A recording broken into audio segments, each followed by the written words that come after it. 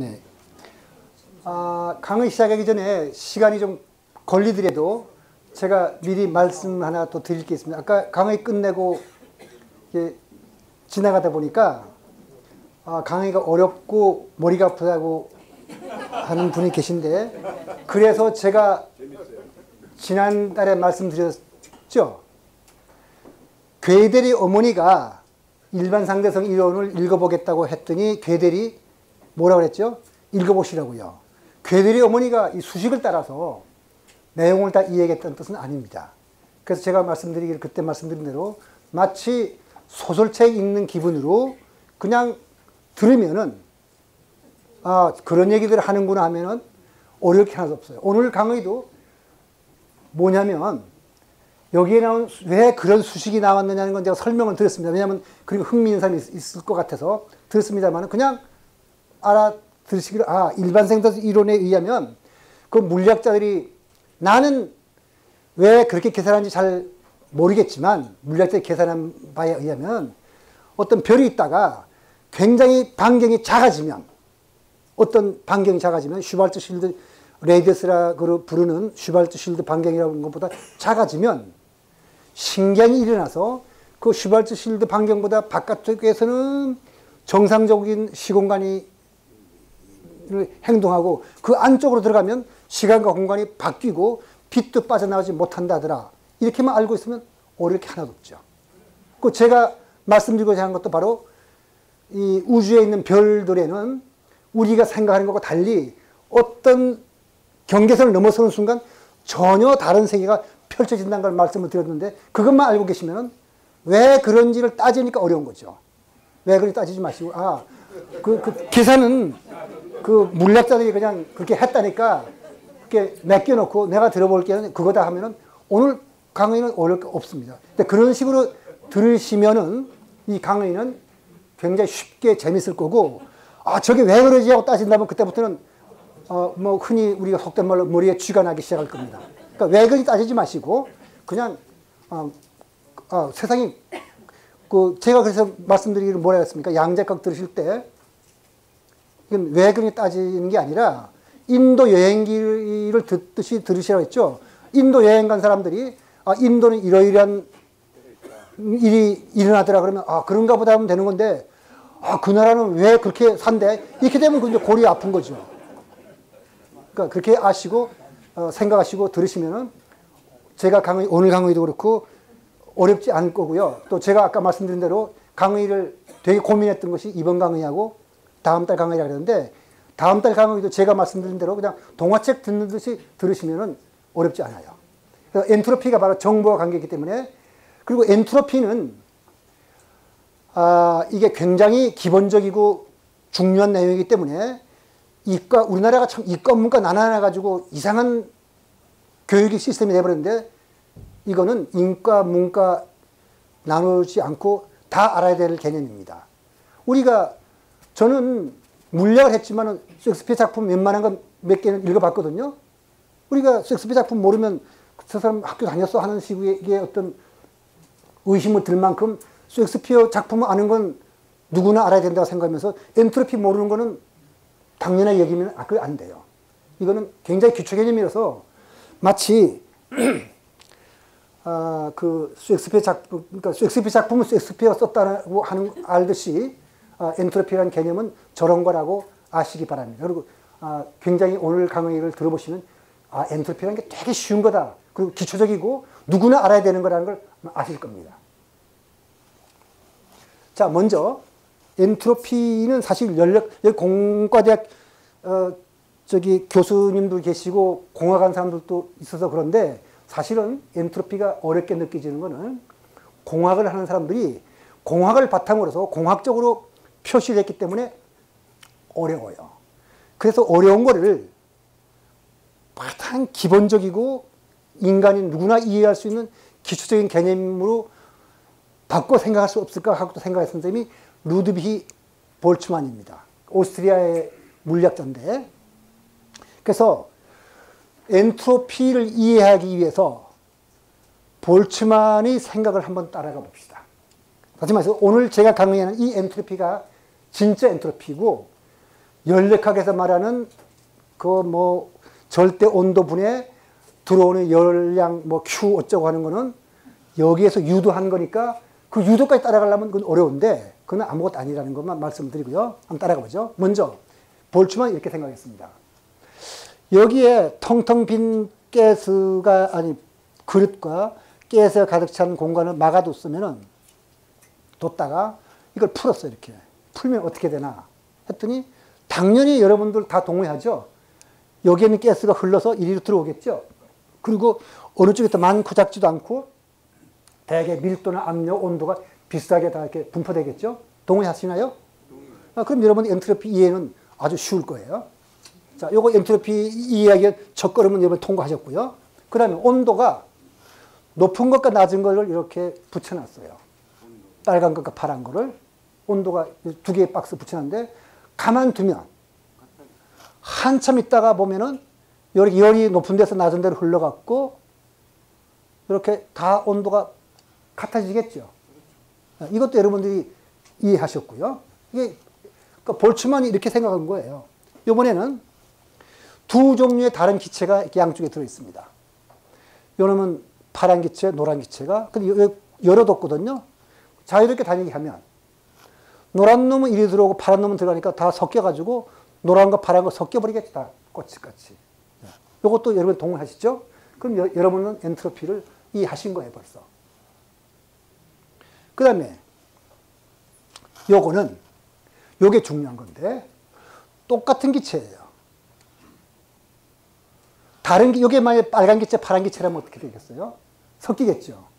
똑같은 기체예요. 똑같은 기체는 섞일까요? 안 섞일까요? 당연히 섞이죠. 이쪽 기체는 이리로 갈 거고 이쪽 기체를 가는데 단지 우리가 모를 뿐이죠.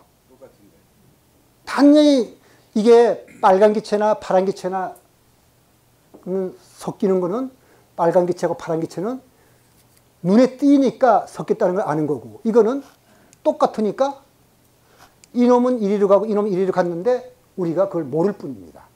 바로 그게 엔트로피의 개념이 제일 중요한 게 보면 옆 그림에서 용기 A와 B에는 같은 종류의 기체가 들어있고 두 용기 사이에 칸막이는 없다.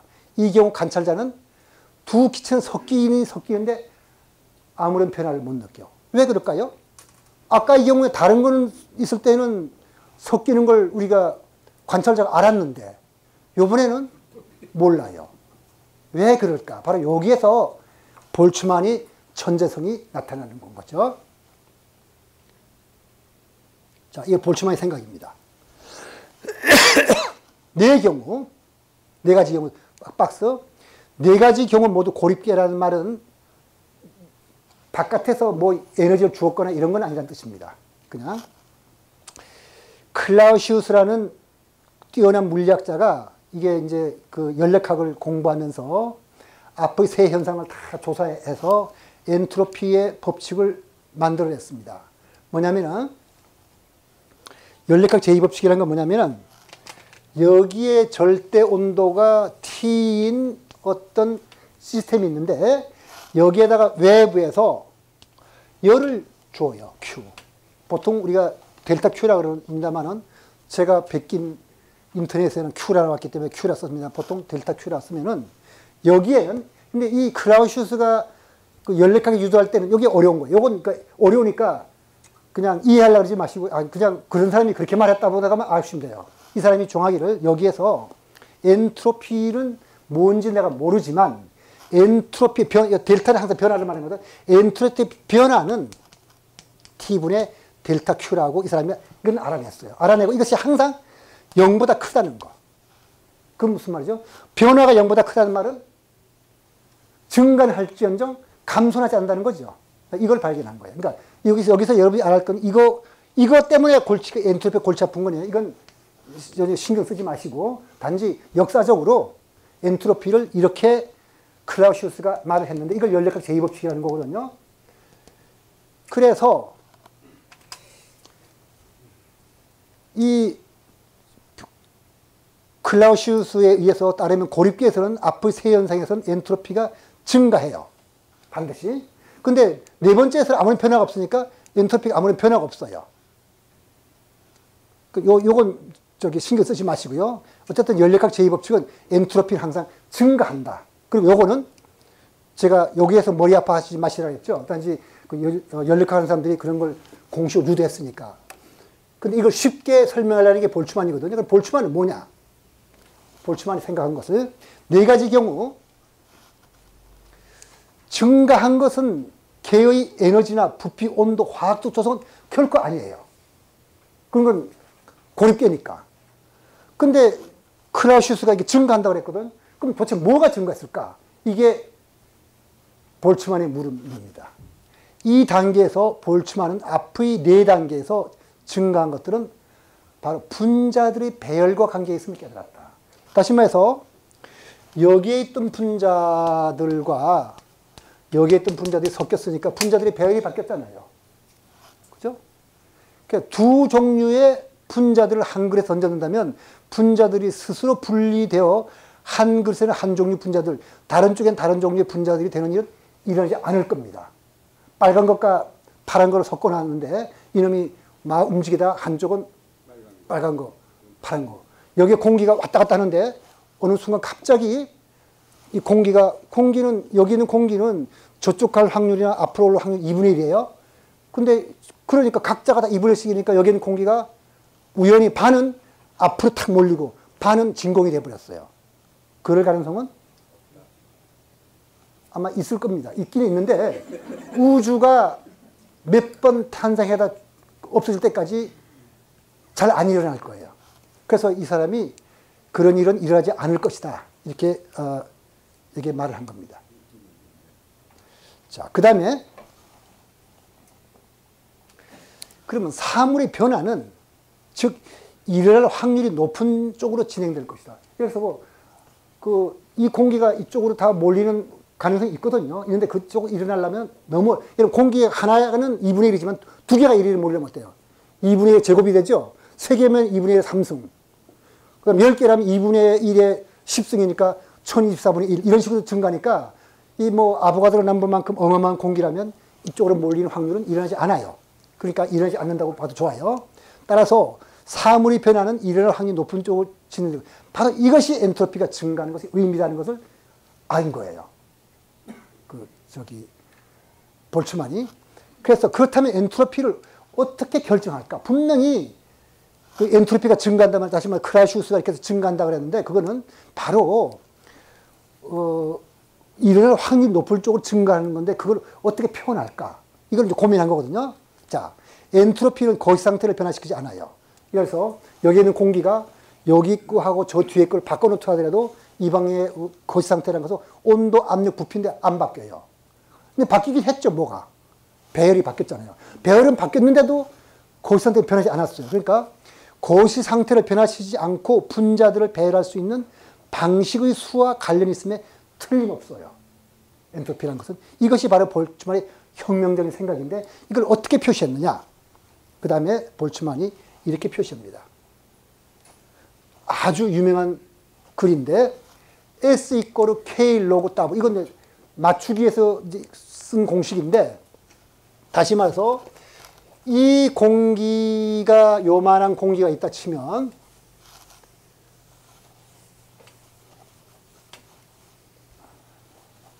여기다 빨간 걸 표시했는데 제가 깜빡 까먹고 안 썼는데 이 방 안에 공기가 이렇게 있다 치면 이 공기가 1번과 2번이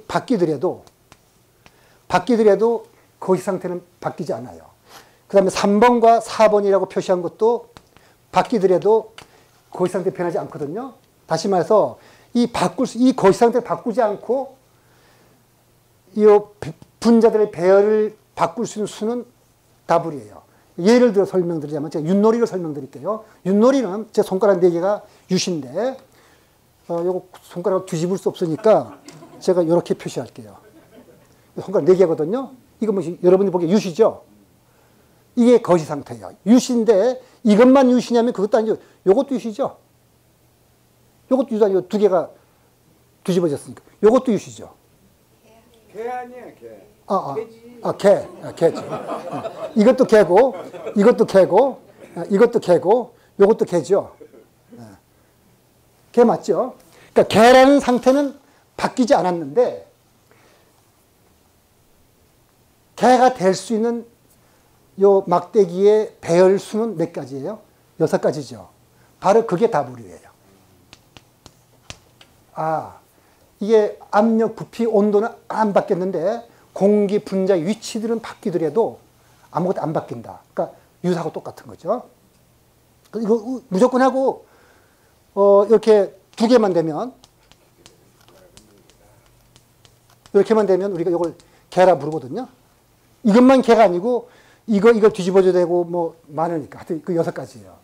근데 이것을 클라우시우스가 만든 엔트로피랑 하고 똑같이 만들려면 어떻게 될까? 그거는 이제 그다음부터는 요까지가 끄집어내는 데까지가 어려운 거지. 그 다음에 요 클라우시우스의 그 T분의 아까 델타 Q라 맞추는 것은 물리학한 사람이라면 굉장히 쉬워요.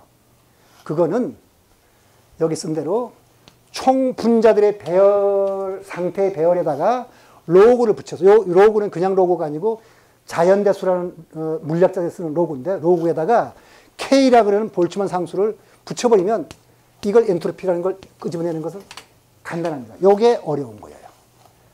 그러니까 요 로그를 왜 붙이냐면은 무지무지하게 큰 수를 작게 만드는 거거든요. 예를 들면 10의 10승에다가 10의 10승을 이건 우리가 100억이라는 어마어마하게 큰 숫자인데 로그를 붙여버리면 이건 뭐죠? 요거 미수 10을 고쳐버리면 이거 10밖에 안 되죠. 다루기가 쉬워요. 요런 양으로 바꾸면 되겠다 그러고 그 다음에 단위를 맞춰야 되니까 그냥 볼츠만 상수라는 걸 그냥 곱해서 이걸 엔트로피라 정했습니다. 근데 아까 말씀드린 대로 T분의 델타 Q가 델타 S라는 것 같고 다른 점이 하나 있죠. 요거는 엔트로피 변화만 말할 수 있는데 여기서는 그냥 엔트로피 자체의 값을 구할 수가 있어요. 이게 볼츠만이 뛰어난 점입니다. 그러니까 어려운 건 딴 게 아니고 바로 요 상태의 배열을 요거 미시 상태로 부른다면 거시 상태는 변하지 않았는데 미시 상태를 많이 바꾸더라도 거시 상태는 변하지 않는 요 총 개수가 엔트로피에 관계에 있다고 생각한 것이 볼츠만의 혁명적인, 지금 되게 쉽죠. 그냥 개 생각하세요. 윷놀이 개. 개는 이렇게 생긴 게 개인데, 아, 요걸 만든 게 6가지나 된다. 그걸 단지 6가지 다 똑같은 거예요. 그 개라는 입장에서 볼 때는. 아, 그거를 그냥 클라우시우 같은 사람들이 만든 그 공식과 맞추려다 보니까 요렇게, 만들었나 보다. 그래서 여기 유명한 요 볼츠만의 그 무덤 자살했어요. 근데 여기 이제 좀 시간이 없지만은 뭐 그냥 얘기할게요. 물리학자들도 고약했나 말인데 볼츠만이 이렇게 말하니까 볼츠만이 이게 아마 불교하고 진리를 추구한다는 면에서는 물리나 그 불교나 같은데 막 근데 헐뜯는 거예요. 뭐 볼츠만 저 녀석 뭐 정신 나가서 엉뚱한 소리를 한다든지 비난하니까 견디지 못해서 자살했어요. 불교라면 자살 안 하죠. 저 친구 산속에 들어가서 밥도 안 먹고 그냥 밥은 조금씩 먹으면서 뭐 세상에 나오지도 않고 뭐 돈 하자 건다 그런 데서 뭐 자살하나요? 이게 학문하고 예술하고 종교의 그 차이인 것 같은데 어쨌든 볼츠만 자살하고 나중에 볼츠만은 정말 위대한 물리학자라는 걸 알려진 다음에 볼츠만의 무덤 앞에 요걸 써놨어요. S = K 로고 W. 요게 그러니까 제가 찍은 건 아니고요. 누가 찍어온 걸 제가 베껴서 여기다 올렸습니다. 그 다음에 여기는 여러분들이 그냥 읽어볼 필요도 없고요. 단지 여기 오메가가 W에 해당한다는 뜻이고 요건 그 상수들을 설명하는 뜻인데 그 다음에 LN이라고 쓴 건 뭐냐면 LN이 바로 내추럴 로가리즘이라 해서 물리학자들이 사용하는 그 대수의 미수가 로그 10이 아니라 2.7 얼마 나가는 그런 게 있는 거예요. 그러니까 하여튼 S = K 로그 W예요. 여기 W를 다시 한번 설명드리면 개의 알려진 성질을 변화시키지 않는 알려진 성질이란 말은 제가 윷놀이를 말씀드릴게요. 개라는 알려진 성질을 변화시키지 않는 막대기, 분자들의 배열 방식이니까 여기서는 윷놀이라면 막대기의 배열 방식이에요. 즉 하나의 거시 상태에 대응하는 미시 상태의 수죠. 그러니까 우리는 여기에 공기를 치면 거시적으로 말씀드리는 것은 온도, 압력, 부피인데 그건 바뀌지 않고 미시 상태에서는 분자들의 위치를 다 바꿀 수가 있거든요. 그럼 속도도 바꿀 수 있어요. 이놈 속도가 1이고 여기 2라면은 이놈 2라고 요거 1이라고 해도 상관없잖아요. 그렇게 해서 바꿀 수 있는 미상태 수. 개의 알러지 성질이란 건 뭐냐? 온도, 압력, 부피 등 거시상태 성질이고, 근데 알려진 성질이라는 건 누구에게 알려진 성질을 말하는 걸까? 이걸 생각해 보면 이제 엔트로피의 의미를 우리가 다른 각도에서 살펴볼 수가 있는데, 상자 속 모든 분자들의 위치와 속도라는 초인이 있다고 가정하죠. 그 물리학에 초인이 나온다는 게 이상할 것 같긴 하지만 가끔 나와요. 조금 있다가 제가 막스웰의 악마도 소개할 건데, 초인이 있어서 우리는 모르는 미세계 상태로 다 알고 구별해요. 이게 분자 하나하나를 그냥 전부 다 안다고 한다면, 이 사람 자신에게는 아는 상태에 대항하는 분자의 배열은 딱 한 가지예요. 분자의 배열이 한 가지라면 로그가 1 되면 뭐가 0인 거죠. 그 사람한테는 엔트로피가 0이에요. 모든 걸 아는 사람한테는. 다시 말해 그에게는 W가 1이고 S 제로 엔트로피 0이다. 따라서 엔트로피는 개의 절대적인 성질이 아니라 주관적인 성질이고, 엔트로피는 우리가 가진 정보에 따라 달라집니다. 다시 말해 우리가 미상태 하나하나를 다 알 수 없기 때문에요. 그래서 우리가 개에 대해서 모든 것을 알면 엔트로피 0이니까 엔트로피가 0이 아니란 말은 우리가 모르는 양이 그만큼 있다. 이렇게 설명을 드릴 수가 있겠네요. 자, 우리가 개에 대해 가장 적게 할 때, 조금 할 때, 엔트로피는 최대값을 가지므로 볼츠만은 엔트로피는 개의 세부 운동에 대한 우리의 무지를 나타내는 측정값이라고 생각했습니다. 그럼 맞는 말입니다. 그러니까 다시 말해서 무지의 정도를 말한다. 이렇게. 그래서 바로 엔트로피는 우리가 가진 정보의 결여와 관련된 양이고, 엔트로피는 우리에게 보이지 않는 물리에 대한 저장된 정보다. 그 엔트로피는 개에 존재하는 분자의 무질서 정도를 재는 척도다. 우리가 모르니까 그만큼은 무질서한 거죠. 따라서 보이지 않는 정보, 그게 바로 엔트로피입니다. 그러면 깁스라는 사람이 이제 우리가 나타낸 이유는 이제 물리학적인 그 엔트로피와 이게 전혀 다른가. 그러니까 아까 연력학에서 말하는 엔트로피를 말씀드렸고, 이제 볼츠만이 머릿속으로 분자들의 배열 상태에서 물리학적으로 계산했는데, 깁스라는 또 물리학자가 이렇게 계산했어요. 볼츠만과 달리 분자들이 취할 수 있는 상태가 그냥 여러 가지 있다 칩시다. X1, X2, X가 많잖아요. 그죠? 그럼 이것들이 일어날 확률이 각각 P1, P2라고 한다면은 이것도 여러분들이 공식이 왜 저렇게 나와서 골치 아프다 그럴 게 아니고, 엔트로피를 다르게 보면은 이런 모양으로 쓴다 그러더라 하고 막 이해하시면 돼요. 그래서 이 사람이 써보니까 확률과 엔트로피를 연결시켰습니다. 그래서 I는 뭐냐면 그 분자들이 취할 수 있는 모든 상태의 수를 말하는 거거든요. 근데 요것과 요거는 같은 거예요. 모양은 다 다르게 생겼는데 같아요. 이거는 실제로 우리가 물리학 교과서에 이런 것, 예제가 아니라 그냥 설명으로 나오는데 뭐 어렵지 않게 계산돼. 이거 깁스의 볼츠만의 엔트로피고 이건 볼츠만의 엔트로피인데 모양은 영 이상하게 생겼지만 같은 거예요. 근데 이게 왜 중요하냐? 곧 여러분이 그 다음번에 이 얘기를 들으시면은 그래서 중요한 것보다 아실 텐데. 자, 질서에서 무질서. 그럼 엔트로피라는 건 뭐냐? 자, 이 사람이 지금 막 벽돌을 던지거든요. 이렇게 돼서 집이 될 확률도 있어요. 근데 이렇게 되는 것보다는 이렇게 되는 게 쉽죠. 이게 엔트로피가 큰 쪽이 되는 거. 일어날 확률이 큰 쪽. 그쪽이 엔트로피가 증가하는 쪽이죠. 아까 빨간 구슬과 파란 구슬이 공기가 섞일 때 분리가 될 수도 있지만은 섞이는 쪽이 일어날 확률이 큰 거죠. 이쪽으로 질서가 있다 그러고 섞여버리면 무질서하다 그러죠. 다시 말해서 엔트로피는 연력학 제2법칙이라는 것은 질서가 인에서 무질서 쪽으로 진행하는 겁니다. 그러니까 조립주택회사 자재 창고에 폭탄이 터져서 자재들이 날아다니다가 이 자재들이 모여서 주택을 조립하는 일은 왜 일어나지 않을까? 일어날 수 있어요. 우주가 몇 번 죽었다 깨다 보면은 그런 일이 한 번쯤 생길 수 있지만 거의 드물고 잘 안 일어나고 대개 이런 일이 일어나죠. 이게 바로 연력학 제2법칙입니다. 그리고 참고로 말씀드린다면 여기서 제가 그냥 아까 엔트로피를 볼츠만이 구했는데 이거하고 무슨 관계가 있냐 할 수 있잖아요. 우리가 알 수 있지만 KT분의 1, 여기 K분의 1은 이렇게 정의가 될 수 있어요. 라운드 로그 라운드 에너지.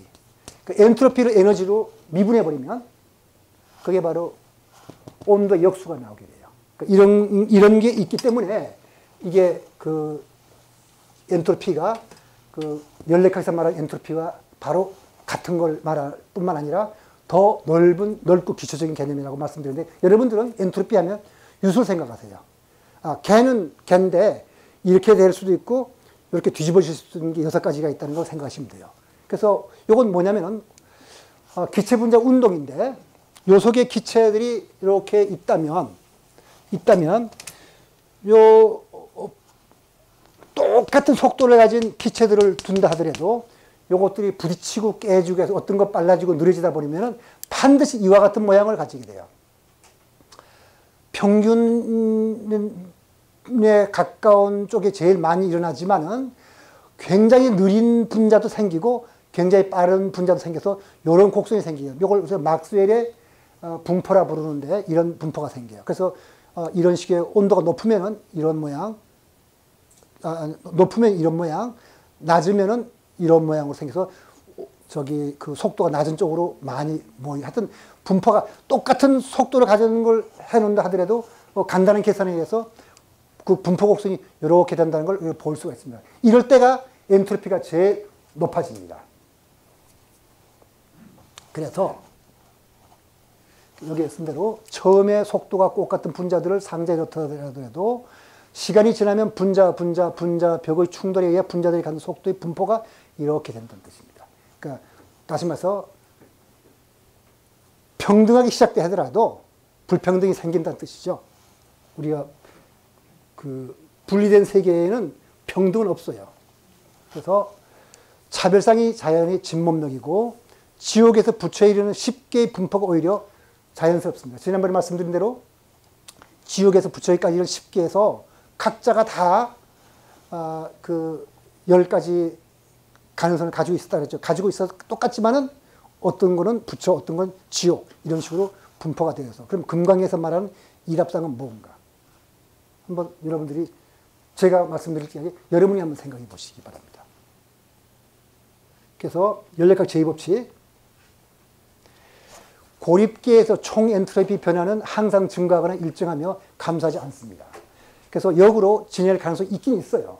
근데 그 일어날 확률을 한번 계산해 봤더니 여기에 영어로, 이거 뭐 저기 서양 사람들이 계산한 거니까 hamlet.act1.scene1.이라는 거를 한번 원숭이가 친다고 생각을 했어요.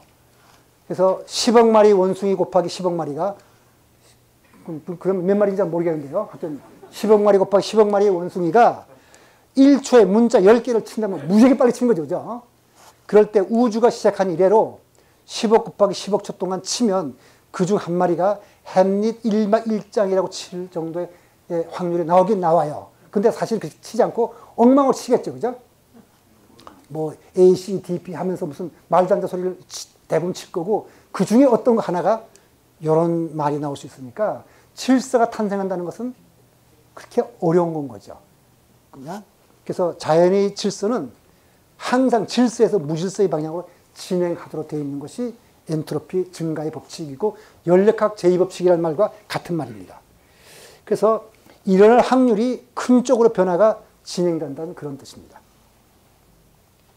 그러니까 정보 엔트로피, 이제 정보란 무엇인가? 요거는 정보 이론에서 말하는 정보와 우리가 통상적으로 말하는 정보는 조금 달라요. 일상생활 속에서는 특정 종류의 메시지가 담고 있는 의미를 뜻하죠. 일반적으로 유용한 자료나 지식, 또 확실한 지식을 많이 담고 있는 책은 많은 정보를 갖고 있으니까 사전은, 백과사전은 굉장한 정보가 많은 건데 정보 이론에서는 정보의 그 양을 그렇게 장하지 않아요. 100% 확실한 사건을 전하는 메시지는 아무런 정보를 담지 못한다고 봅니다. 예를 들어서 내일 아침에 내가 여러분들 귀에다 대고 내가 중요한 정보 하나 가르쳐 줄게 할 때는 그 정보라는 것은 가치가 큰 걸 말하는 거죠. 그죠? 그러면서 한단 말이 내일 아침에 동쪽에 새가 떠 하면 여러분들이 뭐라 그랬어요? 아무런 정보를 안 들었다 그러겠죠. 정보력은 그렇게 생각합니다.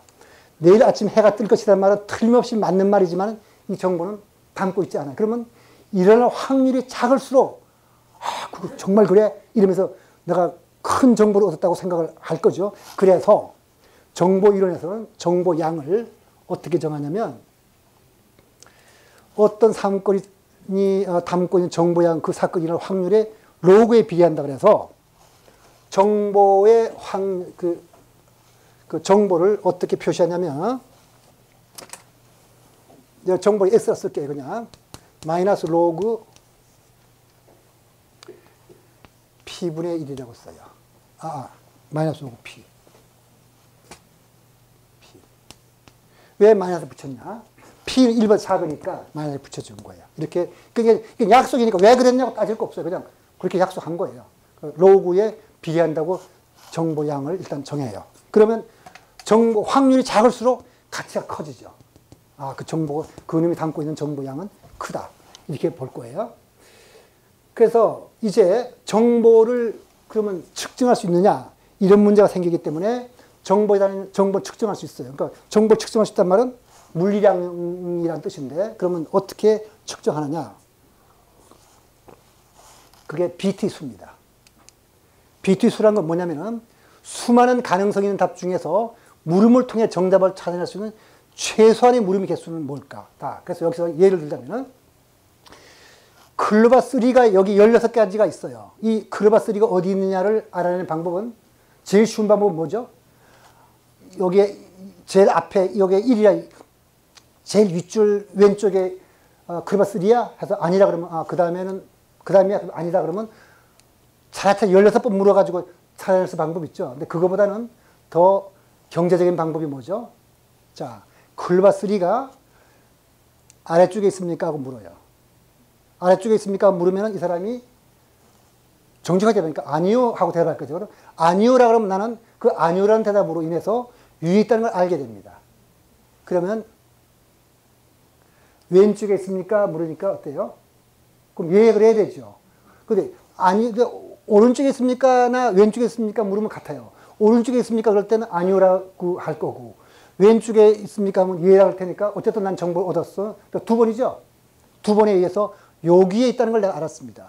그럼 다시 한번 더 묻죠. 위쪽에 있습니까? 하니까 아니요라고 해야 되겠죠. 그러면 여기에 있다는 걸 내가 알았습니다. 그럼 3번 물었어요. 네 번째, 왼쪽에 있습니까? 하고 물었어요. 그러니까 아니요 할 거죠. 그러면 오른쪽에 있겠냐고 4번 물었죠. 그 4번이 바로 정보를 나타내는 최소 단위로서 예, 아니요를 4번 해서 됐거든요. 다시 말해서 여기에 있는 요 카드의 배열은 그 위치가 어디에 있는가는 그 정보의 단위로서 4비트 정보를 담고 있어요. 그렇게 말하는 겁니다. 정보의 단위로서. 그래서 여기서 우리가 정보의 단위는 비트라 그러는데, 비트는 바이너리 디지털 줄임말로서 정보를 나타내는 최소 단위며, 하나의 비트는 0이나 1값을 예, 아니요, 혹은 참과 거짓 이런 걸 나타내는 걸로서 보통 고전적인 그 정보의 단위로서 비트이고, 양자역학은 달라집니다. 양자역학은 스핀이 업다운이 겹치죠. 그러니까 예, 아니요가 함께 있으니까 이런 걸 큐빗이라고 해가지고, 양자 컴퓨터는 정보를 예, 아니요를 한꺼번에 처리해보기 때문에 그건 또 다른 단위로 써서 큐빗이라고 나타내게 됩니다. 그래서 이게 정보의 단위가 비트라는 걸 알았으니까, 자, 3비트의 정보는 몇 가지를 담고 있어요? 8가지를 담고 있었죠? 정확하게 말하면 3비트의 정보 엔트로피는, 이걸 엔트로피라고 하는 게 맞는데, 는 8가지 정보를 담고 있다고 말씀드리겠습니다. 그래서 이제 아까 약속하기를 로그로 취하기로 했으니까, 검은 칠판의 색깔이 갖는 정보량은 검은 색깔일 확률이 1이죠. 따라서 이거는 정보량은 검은색 로그 1이니까 한 가지밖에 없으니까 답은 0입니다. 그 다음에 동전 던지기는 앞면이나 할 확률이 2분의 1이고 뒷면이나 확률이 2분의 1이죠. 따라서 앞면이 갖는 정보량은 어떻게 되죠? 요건 로그 2 밑술 정보 이론에서는 로그 밑술 2를 잡아요. 그래서 로그 예, 아니요 둘 중 하니까 2분의 1이니까 아까 여기 말한 대로 마이너스 붙여서 로그 2 붙이면 1비트가 되죠. 뒷면이 갖는 정보량도 마찬가지로 2분의 1을 하면은 역수니까 2분의 1 되니까 이것도 앞면이 갖는 정보량도 1이고 뒷면이 갖는 정보량도 1비트예요. 근데 동전 던지에 갖는 평균 정보량은 뭐냐? 평균 정보량은 각각이 일어나고 있는 정보량에다가 그것이 일어날 확률을 곱해준 거죠. 요것이 일어날 확률이 2분의 1, 요것이 일어날 확률이 2분이니까 여기 각각의 2분의 1 곱해주면 역시 동전 던지에 갖는 평균 정보량도 1입니다. 그러니까 동전 던지에 갖고 있는 정보량도 1이고 앞면이 나올 확률이 갖고 있는 정보량도 1이고 다 1비트예요. 이렇게 계산한다는 것을 여러분이 아시고, 그 다음에 정보 엔트로피라는 것을 이제 굉장히 유명해서, 이건 정보 이론하는 사람들한테는 클로드 세넌이라 그러면 물리학의 아인슈타인 같은 사람인데, 이 사람은 IBM의 그 왓슨 연구소에 있으면서 뭘 연구했냐면, 돈 벌어야 되거든요. 그 전화선을 통해서 가장 적은 그 정보 양으로서 애매한 최대한의 메시지를, 지금 제가 말한 정보 양은 좀 이따가 정보 엔트로피 바꿀 건데, 우리가 통상적으로 쓰는 말 때문에 하는 말인데, 최소한의 어떤 그 훼손, 그 정보 양으로서 가장 많은 메시지를 전할 수 있는 방법을 찾던 중에 이런 걸 만들었습니다. 정보 이론 엔트로피 개념은 1948년 베일랩에 근무하던 클로드 세넌이 창안한 것으로 정보량과 평균 정보량을 비트 또는 문자로 나타낸다 하는 말은 이런 겁니다. 세넌의 엔트로피 공식은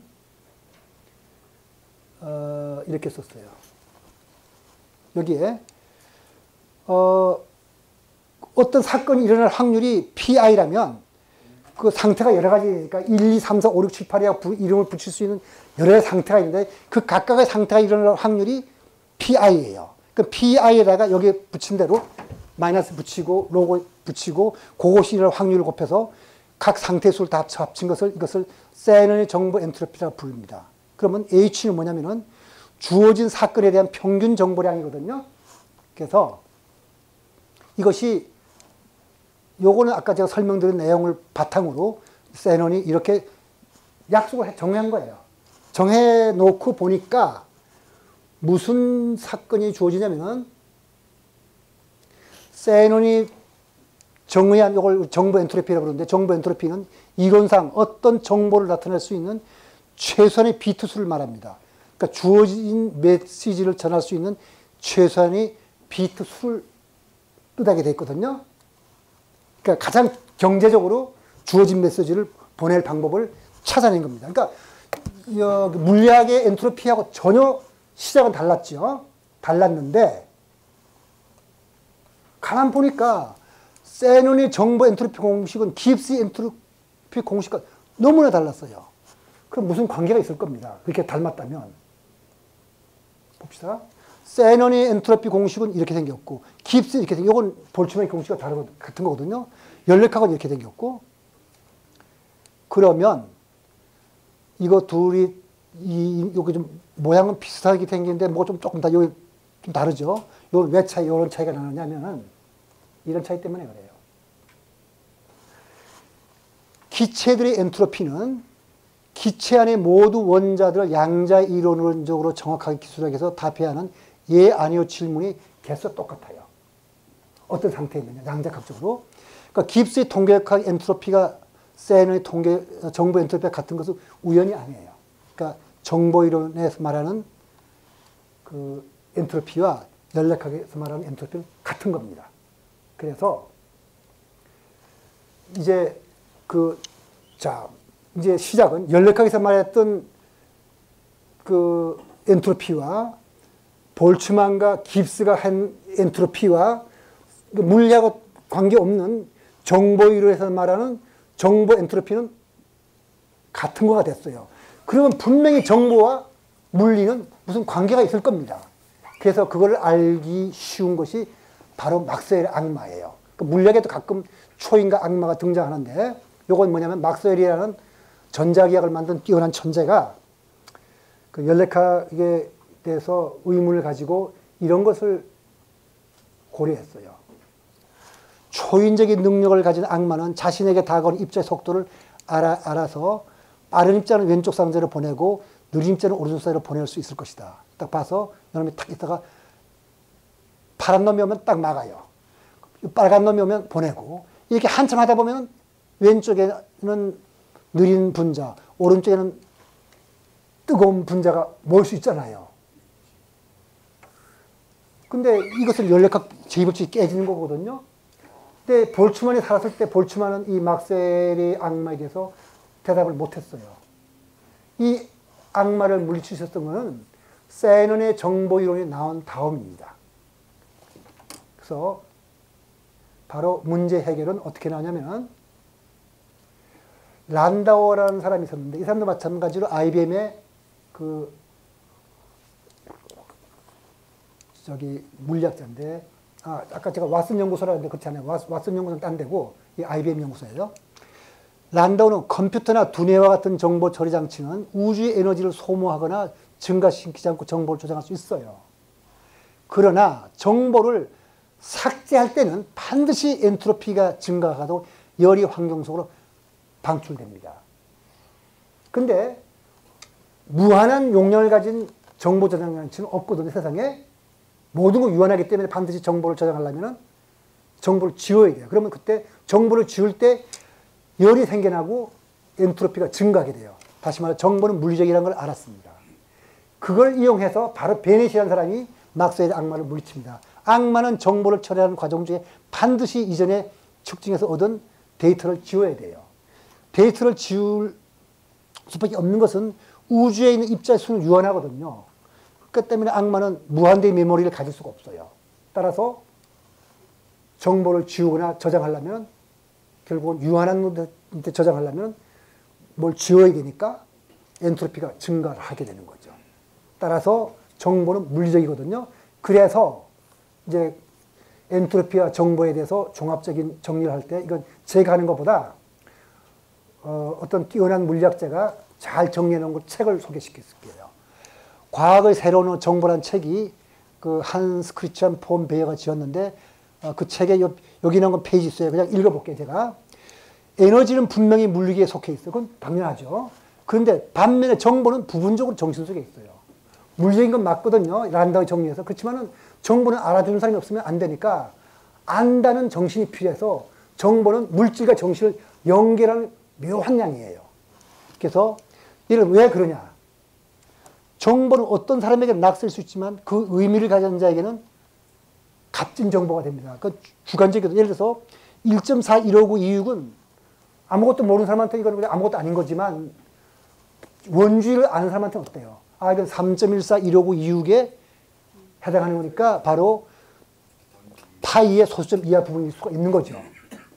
그 다음에 20세기 과학은 무생물 세계를 완벽한 객관적으로 파악할 수 있다는 우리 신임을 뒤흔들었고 또 상대성 이론은 어떤 현상도 관찰적 운동 상태와 무관한 기술 없음을 보여줬어요. 무슨 말이냐면 관찰자 입장을 떠나서 존재하는 객관적인 실제를 생각할 수 없다는 말은 정보 역시 정보를 이해하는 자를 필요로 한다. 이런 얘기입니다. 그래서 미시세계의 대상은 우리가 질문하는 방식에 따라 실제가 형성되는 것처럼 보여요. 그렇죠? 양자권 그랬잖아요. 우리가 어떻게 실험장치를 측정에 따라서 입자가 되기도 하고 파동도 됐으니까. 그래서 질문을 달리하면 대답이 달라져요. 그 말은 뭐냐면 관찰자는 의식이 있는 정신이 있는 존재이지 않겠는가. 그래서 휠러가 말하기를 물리학만 다루는 물리학이론은 결코 물리학을 설명할 수 없다. 나는 우주를 이해하려는 노력이 인간을 이해하는 노력과 같다고 봅니다. 물리적인 세계는 어떤 의미에서 인간과 묶여 있어요. 그래서 물리계와 인간 감각과 의식을 연결하는 것은 뭘까요? 무엇이 원자의 출발에 원자의 우리의 암을 형성할까? 그걸 우리가 한번 생각해 볼 텐데 지금 정보 이론이라는 사람들은 그게 정보라고 생각하는 거죠. 그래서 이제 38페이지에 정보는 정신과 물질의 연결점이다. 그래서 정보는 물질적인 것과 추상적인 것을 실제적인 것과 관념적인 것을 매개 한다. 이렇게 볼 수가 있고요. 그 다음에 이게 뽀한까레가 말한 건데 물론 같은 책에 나오는 겁니다. 과학의 목표는 사물 자체가 아니라 사물의 관계다. 우리는 어떤 대상에 대해 다른 대상과 연결 가능성을 떠나서는 아무것도 생각할 수 없다. 이건 바로 불교 연기법을 말하는 거죠. 즉 정보 이론은 바로 연기법을 과학적으로 기술하는 거라고 봐도 됩니다. 그 다음에 정보는 한 매체에서 다른 매체로 반드시 형상을 전달하고 하기 때문에 정보는 형상의 흐름이라고 합니다. 정보는 관계 소통이죠. 근데 저장된 정보는 뭐죠? 물론 정보는 기억 속에 저장될 수 있어요. 그러나 이 기억이 정보 유출이나 유입이 다시 흐름이 없다면 그거는 쓸모가 없죠. 쓸모없는 정보예요. 그런 정보 아니까 정보는 흘러야 되는데 그건 정보가 흐른다는 것은 불교적인 용어로 말하자면 심상속, 시의 흐름 이렇게 말할 수 있으니까 여기서 바로 물리계에서 말하는 정보의 흐름이라는 것은 아리아식에서 말하는 심상속이나 시의 흐름과 닮았구나 하고 이해할 수 있습니다. 그 다음에 여기에서 이 책 역시 102페이지에 나온 책인데 물리학의 관심사는 자연에 대해 우리가 말할 수 있는 것이고 물리학의 관심사는 존재론이 아니라 인식론이다. 인식론이란 반드시 정보의 흐름과 관계를 맺으니까 바로 70과 60의 사량요별이라는 것은 정보를 분별하는 거죠. 식의 흐름과 감각이 있어야 될 겁니다. 그래서 이제 호킹 목사 블랙홀이 담고 있는 정보가 이게 뭐냐면은 자 먼저 시작은 블랙홀에서는 빛도 탈출하지 못해요. 그런데 1972년 야코브 베켄슈타인이라는 이 사람도 휠러 제자예요. 그 화이만하고 선생이 같은 거죠. 블랙홀도 엔트로피를 갖는다고 주장했고 여기서 힌트를 얻어 2년 후 스티브 호킹은 블랙홀도 온도를 가지며 보통 물체처럼 블랙홀도 이 물체가 일반적으로 빛을 내는 것처럼 블랙홀도 빛을 복수 에너지를 낸다고 그랬어. 블랙홀은 원래 아무것도 안 내서 블랙홀이라고 부른다고 했는데 그렇지 않다는 거죠. 그러면 거기서 빛이 에너지가 나오니까 블랙홀도 언젠가 증발해서 없어질 것이다.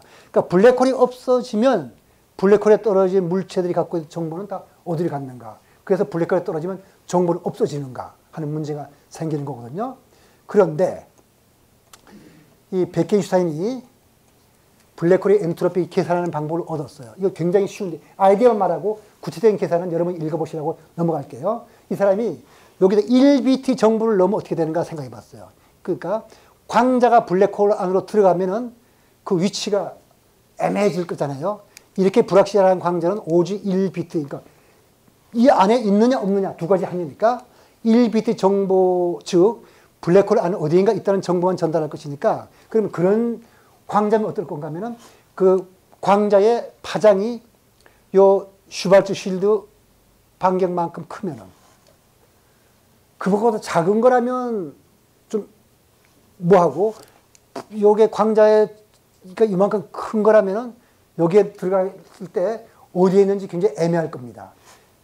근데 파장이 더 길면은 이놈은 블랙홀 속에 들어가지 않겠죠. 그러니까 블랙홀 속에 들어가기는 간신히 들어갔는데 어디인지 모르게 있는 그런 걸 한번 계산해 봤어요. 그래서 이 사람은 사건 지평선의 넓이가 증가한다는 걸 알았습니다. 그래서 광자의 파장, 람다 광자의 파장이거든요. 그래서 이렇게 되고 에너지가 이렇게 돼서 여기에 여러분들 읽어보면은 그 요런 빛이 들어갈 때 그 1비트 요만한 그 슈발츠 실드 반경만한 파장의 빛이 들어가게 되면 사건 지평선의 넓이가 요만큼 증가한다는 걸 알았습니다. 요 계산은 굉장히 쉬워요. 여러분들이 흥미 있으면 읽어보시고 해보시고요. 근데 1BT 정보를 넣었을 때 블랙홀의 크기와 상관없이 사건 지평선의 넓이는 이건 일정한 양이에요. H도 상수, G도 상수, C 상수예요. 근데 얼마만큼인가? 이걸 계산해 봤더니 딱 요만큼 계산되는 거예요. 그 1비트의 정보를 넣었을 때 요만한 값이 나와 10의 마이너스 70 제곱미터만큼 블랙홀의 그 사건 지표의 넓이가 넓어진 거예요. 1비트를 넣으면. 요걸 뭐라 그러냐면 우리가 플랑크 단위라 제곱이라 그러는데 왜 플랑크 단위라 그러냐면은 요거는 그 다음에 제가 말씀드린 이런 이유에서 그래요. 그리고 엔트로피를 계산해 보니까 정확하게 계산해 보니까 요게 면적이거든요. 요런 거는 이제 그 어떤 단위를 맞추기 위해서 붙인 양들이고 정확하게 사건 지평선의 넓이의 4분의 1이 엔트로피 양이라는 것을 계산할 수 있습니다. 그러니까 요까지 계산하는 것이 중요해요. 이 넓이가. 그래서 보니까 1프랑크 길이라는 것은 요만한 길이를 말합니다. 그 다음에 프랑크 시간이라는 것은 10안에 44. 여기 5기 때문에 사람에 따라서 43승이라고 그러기도 하고 44승이라고 부르니까 그러니까 플랑크 단위 면적은 요거 제곱이니까 10의 70승이죠. 따라서 1비트 정보를 블랙홀에 넣으면은 1 가로 세로가 1비트가 되는 1프랑크가 되는 그만큼 늘어난다는 걸 아는데 이 시공간이라는 건 어떤 게 되냐면 이렇게 돼요. 우리는 이제 평평하다 보는데 점점 더 가까이서 봐게 되면 시간 공간이 울퉁불퉁해지죠. 그러다가 아주 프랑크 단위가 되면은 시공간이라는 게 아주 그냥 뒤죽박죽 복잡해지는 이런 세상이 된다는 걸 그냥 참고로 말씀드리기 위해서 이걸 제가 둔 거고요. 그러니까 이런 세상에서 요 길이 단위가 프랑크 단위입니다. 그럴 때 요건 생략하고요. 이거 다 생략하고 넘어갈게요. 이 홀로그램 우주.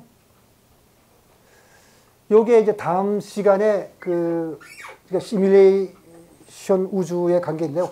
홀로그라피 원리란 말은 이 물리법칙은 공간의 어떤 영역에 있는 모든 것을 그 경계면에 묶여있는 정보적으로만 구성될 수 있다고 한다. 그래서 블랙홀 내부에 있는 물체들에 관한 정보는 모두 사건 지평선에 기록되어 있다. 이 정보들만 있으면 3차원 블랙홀을 구성할 수 있다. 그렇다면 우리 우주도 홀로그램입니까? 무슨 말이냐면은 여기에 무엇이 많이 떨어졌어요. 이제 요건 블랙홀이라 치죠. 이 속에 뭐가 많이 떨어졌거든요. 그 우리가 아는 건 아까 전기량하고 가운동량을 무시하겠으니까 질량만 있어가지고 우리가 이걸 뭐냐면 노헤어 시어렘이라 했는데 사실은 이 뭘 집어넣게 되면 여기에 불변인 것이 아니라 요 사건 지평선이 넓어져요. 이렇게. 아까 그랬잖아요. 질량이 늘어나면은 아까 기억에 들어간 거 기억나죠? 슈발츠 실드 반지름이 질량에 비해서 늘어나잖아요. 그죠? 늘어나서 요 면적이 늘어나니까 요 속에 들어있는 모든 정보는 여기에 저장이 됐단 말이죠. 여기에. 그러니까 3차원 속에 들어있던 물체, 그 블랙홀에 들어있는 모든 정보는 사실은 2차원 평면에 기록이 되어 있어요. 그러니까 이걸 알면은 블랙홀의 정보를 우리가 알 수 있는 거죠. 그럼 우리 우주도 이게 2차원에 있는 정보를 통해서 3차원 영상을 만들어내는 게 뭐죠? 그게 홀로그램이죠. 따라서 블랙홀은 홀로그래피 원리에 딱 적용되니까 우리 우주도 어쩌면 블랙홀일지 몰라요. 그래서 우리 우주도 사실은 우리가 지금 모르고 있는 우주 지평선보다도 어쩌면 더 넓을 수 있는 어떤 2차원에 저장된 정보가 홀로그래피 원리에 의해서 누군가가 홀로그램으로 장난친 것이 우리들일지 모릅니다. 그러니까 우리는 사실 헛개비일지도 몰라요. 그게 홀로그래피 원리인데 이건 여러분들이 지금 듣고서 굉장히 우습다고 생각하시는데 그 서스킨트라든가 뛰어난 물리학자 투프트라든가 이런 사람들이 진지하게 고려하고 있는 내용들입니다. 그러니까 어쨌든 블랙홀 내부에 들어있는 물체들에 관한 정보가 전부 다 사건 지평선에 기록되어 있었다 하지만 2차원에 기록되어 있다는 말은 2차원에 있는 정보만으로 3차원을 구성할 수 있는데 그게 바로 홀로그램이거든요. 그럼 우리 우주는 그렇지 않다고 누가 말할 수 있는가? 여기에서 이제 시뮬레이션 우주가 다음 시간에 나올 겁니다. 그 다음에 은루 효과, 호킹 복사를 말하는 거니까 은루라는 사람이 이제는 지난번에 그거 생각하시나요? 그걸 뭐라 했냐면 이퀴벌런스 프린시플, 등가 원리, 중력장에 있는 사람은 똑같은 크기의 가속 운동을 하는 사람과 구별이 안 된다는 거 기억나시죠? 그렇다면 은루는 뭐냐면 이 가속 운동을 하는 사람이 이 세상을 어떻게 볼까를 봤더니 여기 있잖아요. 진공 속에서 A라는 속도로 가속하는 관찰자는 다음과 같이 온도 T 흑체 복사를 관찰하게 돼요.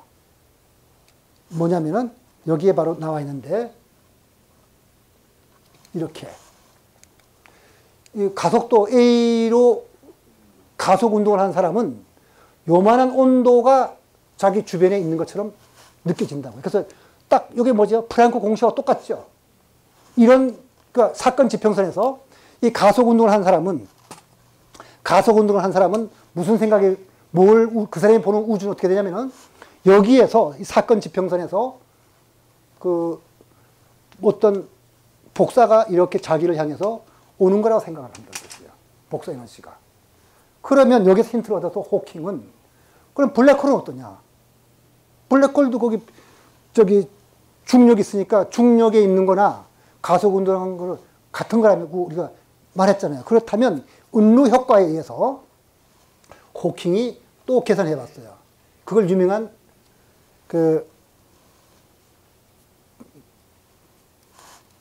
다시 말해서 블랙홀 주변에 있는 관측자는 가속 운동하는 관측자의 상황과 같은 거다라고 했잖아요. 그 등가 이퀴발렌트 프린시플. 그럼 블랙홀도 엔트로피를 가져야죠. 그러면 블랙홀도 온도를 가지고 복사 에너지를 방출해야 된다. 근데 문제는 계산은 쉬워요. 물리학하는 사람들은.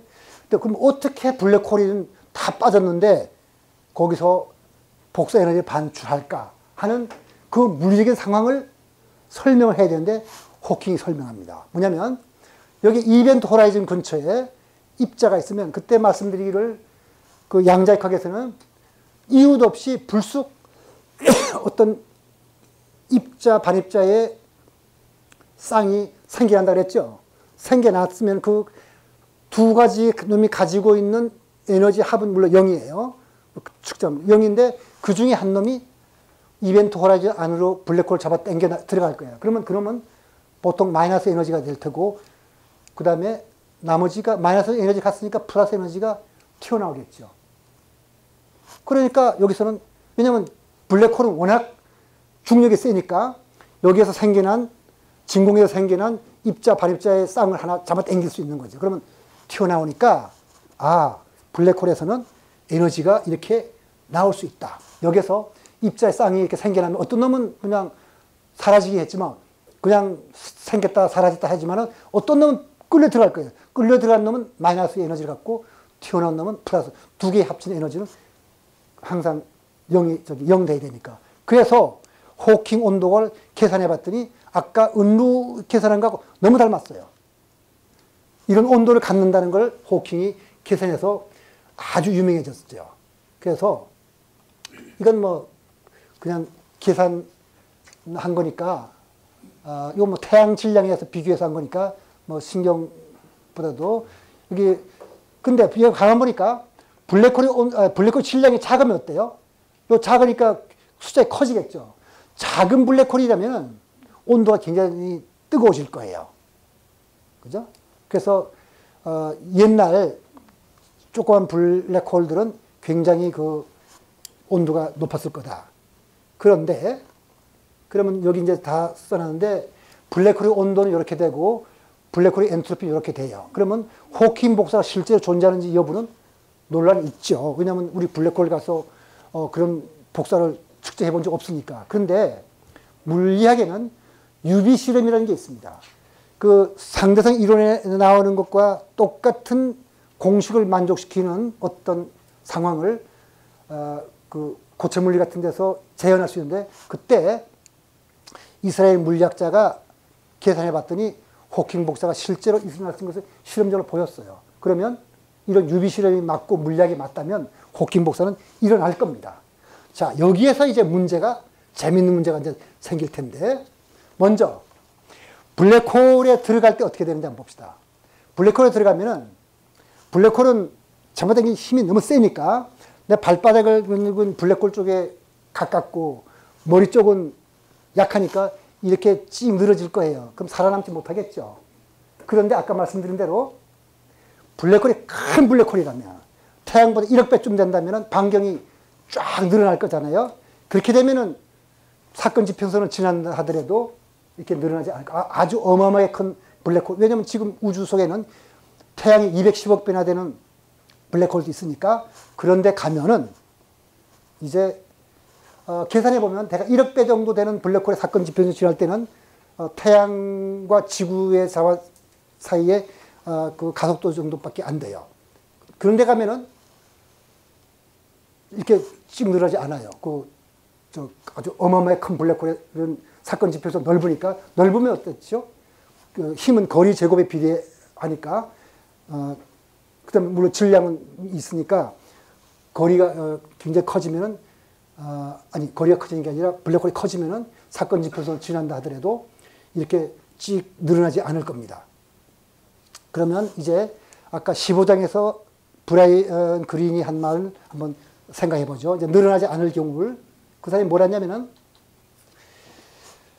자, 블랙홀을 향해 빠져든 사람은 자연학을 하므로 자신이 사건 지평에서 통과한지 알 수 없고 호킹 복사도 안 보일 거예요. 자기는 자연학 하니까 아니 뭐 지붕에서 떨어질 때 무슨 호킹 복사도 보지도 않고 하는 거니까 자연스러워요. 그런데 밖에 있는 관찰자가 볼 때는 이 사람이 어떻게 된다고 그랬죠? 블랙홀을 거의 안 떨어지는 거죠. 무한한 시간이 걸리니까. 왜 그러냐면 시간 지연 효과 때문에 중력이 강한 곳에서는 시간이 천천히 흐른다고 그랬으니까. 그 다음에 뭐라 하냐면은 지난번에 설명드린 것 중에서 광자가 이렇게 된다는 걸 설명드렸죠. 처음에 짧은 파장이 빛이 나오다가 점점 더 커진다는 거. 그래서 여기서는 굉장히 짧은 것이 나오는데 관찰자는 먼 걸로 나오거든요. 그러니까 이 관찰자가 볼 때는 이 사람은 무지무지하게 에너지가 높은 광자 속에 들어갔기 때문에 다 죽어야 될 거예요. 그러면 어느 관점이 옳은가? 한쪽에서는 사람이 죽었고 다른 쪽에서는 멀쩡하게 살아있다. 자, 그러면 왜 그러냐면 중력 적색 편의에 의해 사건 지표에서 멀리 떨어진 사람이 볼 때 복사의 파장은 길어지거든요. 그러니까 이 사람은 간단한 계산에 의해서 사건 지표성 온도가 높다는 걸 알 수 있어가지고 이 사람은 다 죽었다고 결론 내릴 건데 본인은 멀쩡해요. 누가 옳죠? 상대성 이론이면 둘 다 옳아요. 여기서 아까 제가 여러분들이 한번 생각해 보라고 그랬죠. 우리의 삶과 죽음은 뭔가. 우리 삶과 죽음이 블랙홀 들어가는 건 아니지만은 우리가 생각하는 세계가 삶과 죽음이라는 것도 우리가 볼 때는 죽었지만 죽은 사람이 볼 때는 안 죽었을지도 몰라요. 그렇게 그러한 체험을 쓴 것이 아까 말씀대로 이븐 알렉산더 박사가 쓰는 나는 천국을 보았다는 책에서 그런 얘기를 했는데 물리학자 그 브라이언 그린이 한 것과 이븐 알렉산더가 말한 것은 똑같은 상황은 아니지만은 어떤 삶과 죽음의 문제를 놓고 봤을 때는 관점에 따라서 달라진다는 면에서는 둘이 유사하다고 말할 수가 있죠. 근데 이제 블랙홀이 증발할 때 블랙홀이 갇힌 정보는 어떻게 되는가? 이게 바로 논란이 많아서 처음에는 블랙홀이 증발할 때가 없어졌으니까 정보가 사라졌다고 그랬는데 양자의 가격에 의하면 정보는 사라질 수가 없어요. 정보 이론에 의해서 사라질 수 없고 엔트로피 증가의 법칙에서도 정보는 사라질 수가 없어요.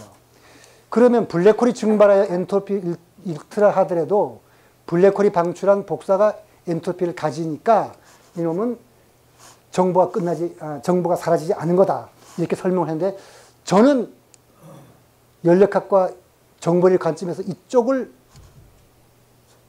옳다고 생각하는데 호킹은 아직도 자기가 또 옳다고 주장해서 사라진다다가 앉았다 했다가 작년인가 재작년에 또 딴 말 했어요. 사라질 거다고.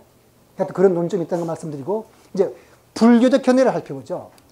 부처님은 곳곳에서 숙명통에 관한 얘기를 하고 전생을 아는 것은 기억에 의해서라 합니다.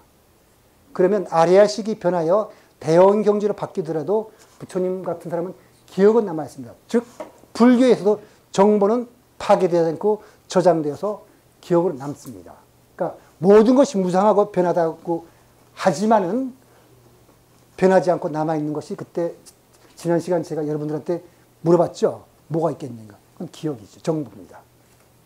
왜냐하면 적어도 부처님은 대원경지에 이르는 분을 깨친 분인데도 숙명통에 의해서 모든 전생을 얘기한다는 말은 정보가 사라지지 않았다는 걸 얘기하는 건 거죠. 그래서 부처님은 삼천대천세계 중생의 모든 마음을 안다. 왜?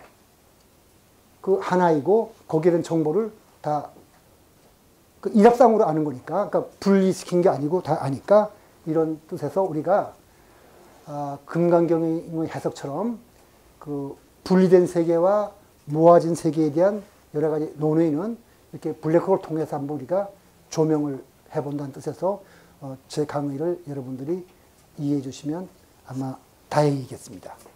오늘 강의 여기서 마치겠습니다.